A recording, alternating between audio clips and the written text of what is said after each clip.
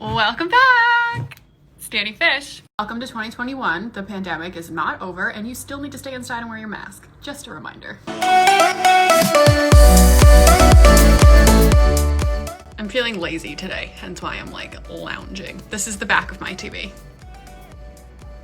For most people, January 1st usually marks the start of trying to eat better, trying to exercise more, trying to lose weight, just drink juice for every single meal. In honor of healthy January, I'm gonna be focused on recipes that are a little bit healthier.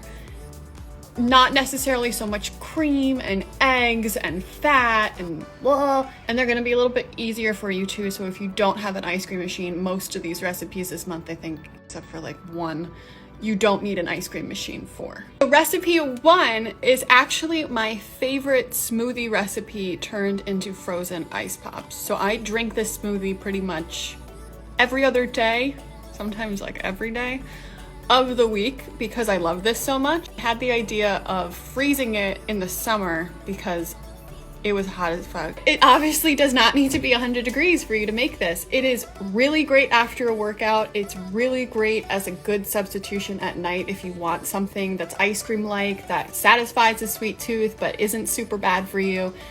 And if you don't want to freeze it, you don't have to. You could just drink the smoothie as is, because that's amazing. What I'm actually showing you today is just how to make the smoothie, and then you pour that smoothie into the molds that you prefer or the ice pop sleeves that you want, and then you're good to go. Again, you can just stop at the smoothie part and enjoy it like that, or you can take it the next step further and then freeze it. I will say that I did not add any protein powder to my smoothie in this video.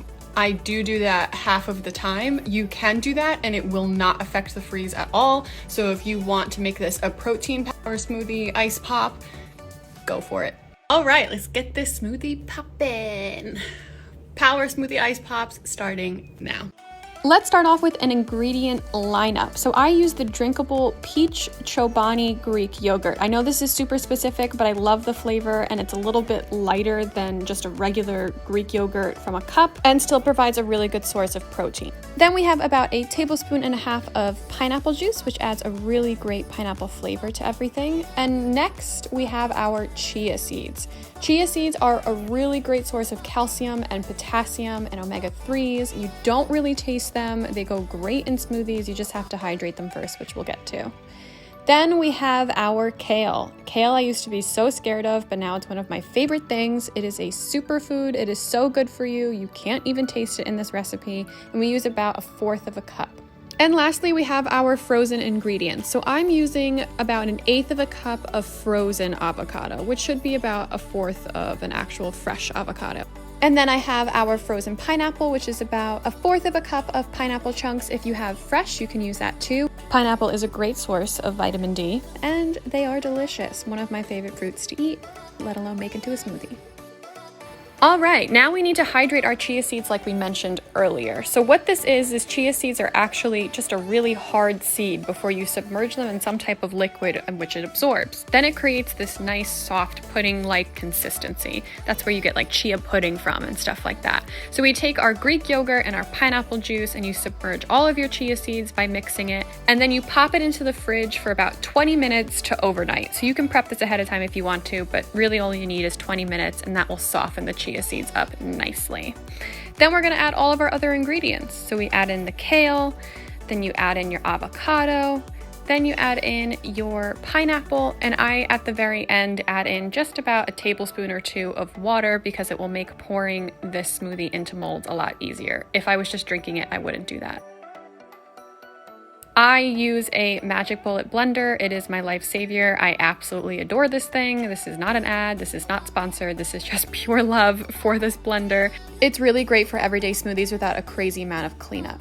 Next, we need to fill our mold. So I decided to use the ice pop sleeves versus an ice pop mold, but that's totally up to you. You can get these sleeves on Amazon, and it comes with that little green funnel, which works absolutely perfectly. You might have to help it get through because it's still a little bit thick, but overall it'll fill up really nicely. To freeze easier in the freezer, I just pop them all into a glass and then stick them in the freezer overnight and you're done. Yes, it's green, which I understand isn't the most like appealing of colors, but it smells like pineapple, which is the weird part.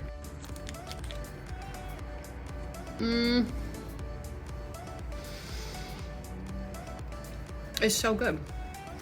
And it's good for you. The cool part about how easy it is to make these things is that you can make like 3 smoothies one day, right? 3 different smoothie recipes. And then let's say each smoothie makes 4. So now you have 12 little smoothie ice pops, and then every day you just grab a different ice pop from the freezer and you don't get sick of them. So don't just use this smoothie recipe, use them all. I know this was a quick one today, but that's it. And then next week we go over some more healthy recipes for the rest of the month. And I'd love to know what you guys are making as your 2021 goals. Is it mental health? Is it to get outside, get some air? That's mine. I need to get outside more. I like being in this apartment too much. See you next time.